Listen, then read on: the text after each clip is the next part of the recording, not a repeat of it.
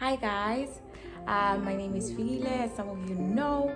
So, quick intro, we made a video, me and a lady called Lesedi Konyana, who also teaches here in Taiwan. We made a video just differentiating between a public school and an international school, since some people did ask and people were kind of confused between the two. I didn't really have in-depth info about a public school, so I decided to find somebody who teaches at a public school who would have that info. So we had a quite a lengthy chat. We discussed salaries and differences in the curriculum, and yeah, just check it out because I think it can help you just figure out what you between like a public school, cram school, or international. So yeah, check it out and don't forget to like and subscribe. Okay, I'm gonna do the intro later. How are you, Lesedi? Today we are with Lesedi. People might know her from her YouTube channel. She works right here in Taiwan and has discussed a lot about teaching in Taiwan. So today, this video is just going to be about public schools versus international schools. So first, lady, can you please introduce yourself? Okay, hi guys. My name is Lesedi Konyana. I'm from South Africa. I live here in Taiwan with my family. I've been in Taiwan for almost a year now. Almost, literally, That's a year. Yeah, just a year. So, yeah. So, what else? I don't usually introduce my name or myself in my channel. So every time I have to introduce myself, I feel so awkward. I know. But you said you are Lesedi Konyana, so they will find you through that, right? Yeah. And I also will just link everything in the description box. Of course. Okay, so people are interested to know the difference between public schools and international schools because they are applying currently and they just want to explore their options. So I will ask you, what can you tell us about a public school? How has it been for you to teach there? So it's nice, it's chilled, it's relaxed. Yes. Well, for me at least, okay, it's not really hectic. In the beginning, like, it's a lot to take in because it's like a huge change and everything, but eventually, really, it's not a lot. I feel like it's not as challenging, probably like maybe international school. It's more chilled, especially if you are in elementary, because I teach at an elementary. Maybe like if you're in junior high or high school, it's a little different. But for me, I teach elementary, so it's chilled. Yeah. I do find that teaching lower grades can be easier. Like, it's not as hectic because they're still interested in playing games and so on. The lesson can go, but the older ones are a bit more, conservative or something. They don't want to do other things. So I also feel like that. Okay, I hear you. So what can you say about the work schedule, like your working hours? How does it look like? Okay, so I have 20 classes a week. So I have to teach 20 classes a week. So because I teach for 2 schools, that's very common. If you're teaching in a public school, it's very common to teach for more than 1 school. I teach like 12 classes at my main school and 8 classes at my second school. So that's just how it is. Like per week, in total, it's 20. So it's not really hectic. So there are days that are hectic, but depending on what's happening, like if it's exam time, if it's, we're preparing for like maybe a holiday activity coming up, like right now it's going to be Halloween. So it just depends. Like it gets hectic depending on what's happening at the moment, but usually it's pretty routine, it's routine, like same things. Yeah. Okay. So I would like to maybe you just elaborate a bit on the working on at two schools, because for a person who doesn't know, they are like maybe not like they are confused right now. How does that work? Do you choose to work at these two schools, or do you get placed there? And how far are these two schools from each other? Yeah, okay. So I would say I chose Mm-hmm. to work for two schools, but personally, I feel like those were the only options I had. So the Okay. options that the agency gave me, they only gave me like two options, and those two options were both for teaching for two schools, right? Okay. So I wouldn't say I had any other option besides the two schools. So I chose the schools that I chose, but I didn't necessarily choose to teach for two schools, if that makes sense, right? So, yeah, I didn't choose to work for two schools, okay? I was just presented with two options, and Okay. both of those two options, it's two schools, two schools. Which one do you Oh. want, right? Okay. So then Okay. I just went with the two schools that I wanted, but there was no two schools, one Or school. There one was no school. that. Got Yeah. it. I get you now. And are they far from each other or not so far from each other? They're not far from each other, but they're like you wouldn't be able to walk, okay, to the other school or anything like that. You would need like a scooter, or you have to take a bus or something like that. So that's the travel situation. The other one is further into the village, and the other one is like in the middle between Okay. like my home where I stay and the main school. So the main school is the furthest, which is in like the rural, and then the second school is in the middle between where I stay and the main school. Yeah. Okay. And does it happen that you need to teach here in the morning, go there, and then come back here? No. It's Oh. days. So Monday, Wednesday, and Friday I teach at the main school. Tuesday and Thursday I teach at the second school. That would be hectic if I had to do that. I No. can Oh my imagine. gosh. I can imagine. But that, yeah, this sounds, it's not bad then. It's not so Yeah. bad. It's because I thought maybe per day you need to go there and then come back here. Yeah. No. I Okay. don't. All right, and then I also have a question about preparing for classes. I know some schools, like in cram schools, you can just you already have the lesson plan drawn up for you. Like most of the books, just I'm supposed to for 5 minutes do this, 10 minutes do this, and then let them write. So for you, do you do your own lesson plans? How is class preparation? How does it look like for international schools? I forgot to mention this in our other video.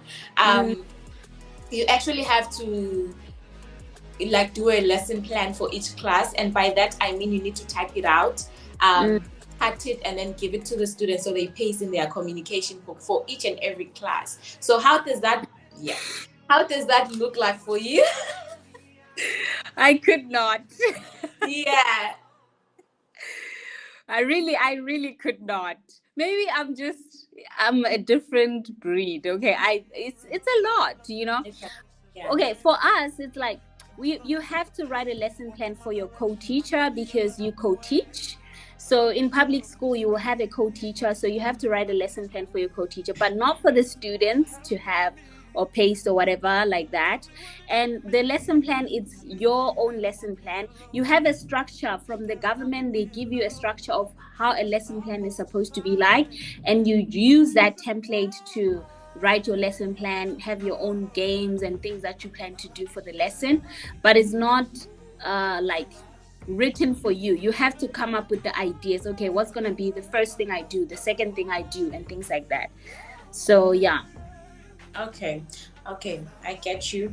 And then the co-teacher, like for a person who doesn't know, can you briefly just quickly say what is a co-teacher and how do they help you in the class? Okay, so I actually just did a video about co-teaching recently on the channel. So a co-teacher is someone who helps you to teach. Actually, you're supposed to teach together, okay? But reality is sometimes some people in other school, they don't get that privilege to teach with their co-teacher. Some co-teachers will just be there to translate and whatever, but they're not really co-teaching with you. But you're actually supposed to co-teach and co-plan, not just co-teach and co-plan everything you're going to do together. So you're basically running the class together. You're both in charge of the class together. You have to run ideas with each other. Like everything has to be like the two of you, basically, right? So that's what a co-teacher is for. Yeah, sorry. And for those who don't know, a co-teacher is usually the local person who can speak Chinese. Okay. Yes. Okay, and then how are the kids for you? How would you say they are? Are they well behaved? Do you have to deal with parents or not? How is that for you? Okay, so in a public school, you don't necessarily have to talk to the parents. Actually, for me, I've never had to talk to any parent. I don't know, like I've never had any conversation with any parent, because in a public school, it's like you don't know Chinese, so you cannot speak to the parent. What are you going to say to the parent? Do you know what I mean? So you have no contact with the parent, because most of the time the parents don't even speak English. So how are you going to communicate with the parent? So majority of the time, that's the responsibility of the homeroom teacher. If something happens in our English class, my co-teacher will talk to the homeroom teacher, and the homeroom teacher will then talk to the parents, you know. So like it's a structure, like you follow that kind of hierarchy of communicating with the parents based on the behavior of the student. But I would never directly speak to the parents, no. But the kids are well behaved? Yes, they're mostly well behaved. You know, once they get used to you, they think they're like your friend. You know, in the beginning, I think my students were very like quiet, and now because they know me, they're just like, oh, Teacher Precious. They think they can get away with some things. So yeah, they're mostly, you know, okay, they behave really well, but you just have to have like really good classroom management to manage like some naughty behaviors there and there, but it's not too bad. Yeah, not too bad. Okay, and I had the impression that you need to have EB-Ed, and I think I said that in one of my videos, but you told me that you don't have to. So how does that work? Actually, I don't know why I said that, because I got a job from I had gotten an offer, but I don't know why I said that. But I think when I got that offer, I was under the impression that it was cram school, because I was, I think it was cram school. So I didn't even ask what type of school it was. So do you need a B.Ed to work at an international school, or you don't? Like, what qualifications do you need, or what qualifications do you have, if you are free to share that? So for a public school, you have to be registered with SACE, okay? You have to be registered with SACE. So I do not have a B.Ed. I just have a degree plus a PGCE, okay? So this is what qualifies me to teach at a public school, because I have a degree and a PGCE. So you don't necessarily have to have a B.Ed, just have a degree and a PGCE. But if you have a B.Ed, you also qualify to be registered with SACE. So it doesn't really matter. Like the same thing, right? It's the same thing, yes. So that's the qualification. You just need to SACE. You need SACE, a degree and SACE. That's it, really. But you can't teach if you have just a degree. No, in a public school, no. You need to. TEFL is not enough. It's not considered. You are not considered like a qualified teacher. So they wouldn't hire you in a public school. They would require you to have SACE. They want you to be recognized in your own country as a qualified teacher. Okay. Yeah. Because I've seen in some of the posts, they say you need to be registered in your country of origin. So I think that's what they. Okay. Yes. All right. Okay. Then the last point. Let's talk about salary. How does that look like? I know people are very interested. So how does that look like for you, or just in general, like the range? How Kambanjani nje with money. Yeah, I mean, I think for you guys is like a lot more, like international school is a lot more, right? But maybe you don't have as much benefits as like in the public school, like because in the public school, okay, so for example, like we get a salary, right? I forgot to ask you, in an international school, do you get taxed 18%? Yes. Okay. So that's standard. In a cram school, did you get taxed 18%? No, because I was part-time. I don't know if you are full-time. Because I was part-time, I would get my money as it is. You don't get taxed in a cram school. Oh my gosh. I'm not sure because Mina, I was not a full-time teacher. Yeah, my husband works for a cram school. He does not get taxed 18%. He get taxed, but not 18%. You lie. Understand? I'm telling you, dude, 18% is a lot of money, guys. Yo. But you have been here for a year, so you don't get taxed 18% anymore. Yes, like when the first 6 months you get taxed 18%, and then after the 6 months you get taxed the normal tax, which is like 5%, I think. So that's that. But so you have your salary start based on your experience. Starts with your experience. If you've been teaching like back in South Africa at a school, like at a public school in South Africa, like it's a real experience. It's not like online or anything like that. Like it's a proper, you've taught for like a couple of years in South Africa. You will not begin at a lowest rank, right? So it depends with ranks. So like it will start from like 65,000 NT to like, I think like 90, 100 maybe. Yeah, I think to that, depending on how many years you've been teaching. Even in Taiwan, like if I'm teaching for my second year, my salary goes up. My third year, my salary goes up. Fourth year, my salary goes up. So for you, like you're teaching at an international school in Taiwan, if you move to a public school, your salary will not start from the beginning because you are teaching in a recognized institution in Taiwan as like a school, a proper school, and you had 1 year experience or 2 year experience, then your salary will start based off how long you've been teaching. So it just depends with your experience. Okay, and then you have benefits such as housing and you and stuff like that at holiday. Yes, so you have housing.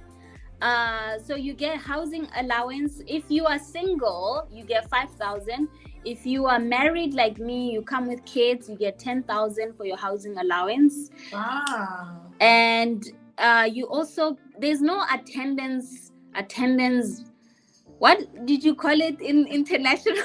Attendance, like attendance bonus per month. No. You just get a calculated bonus at the end of the year, and your bonus is equals to your salary, like the whole month's salary. So like if I'm getting, for example, 70,000 rands, my bonus, if I do well, like because you get observed in public school, you get observed, your teaching gets observed, and you have to get a certain percentage, like 80% above. You have to get 80% above that you are like a great teacher, amazing teacher. If you get that 80% above, you can get a full salary. If you get less, you get half of the salary. If you get below a certain percentage, no bonus. So your bonus is based on your performance. Okay, you get your bonus at the end of the year based on your performance, how well you're teaching when they observe you. The government will come to observe you. The school will come to observe you. So because I teach for 2 schools, I get observed at my main school, my second school, and by the government 3 times. I get observed 3 times in the whole year. I think I would get so much anxiety. I would get. I'm so used to it by now. It does not even faze me. Like it's not a big deal. How often does that happen? So like 3 times. I think 3 times. I think it's 3 times. Okay, so before it used to be 3 times per semester. So 2 times per semester. So because I teach for 2 schools, is a little bit complicated. So my main school has to observe me once, and then my second school observed me once in one semester, right? And then the second semester, so I got observed like 5 times in a year, basically. Okay. So twice by both schools first semester, twice by both schools second semester, and by the government. So it was 5 times. So this year they changed it. So they just observed me once, first semester main school, second semester once, second school, and then the government. So this semester is much, much better. Only 3 times. So from 5 times to 3 times. So things are changing, you know. Are changing. Okay. Okay, that's good then. I feel like if it's not like, and it's not random, you get told, right? So you can Yes. prepare. Okay, Yes, then you get can told. prepare. Okay, so I know this is not important, but I'm interested to ask, for food, does the school provide food for you guys? With us, there is food that is being cooked. There's a kitchen and everything, and then there's like a mini buffet that happens during lunchtime, but you have to pay a certain amount for that if you are interested. If you're not, you can like prepare your own meals. Do you guys get that, or is it free, and how does it? The same. It's not free. Okay. No, it's not free. You pay for it. There ain't nothing free in Taiwan, okay? Oh, okay. You also have a kitchen at school. They cook for the students, and you also can eat from there, but you have to pay a certain amount. So for me, I only eat at one school and not the other.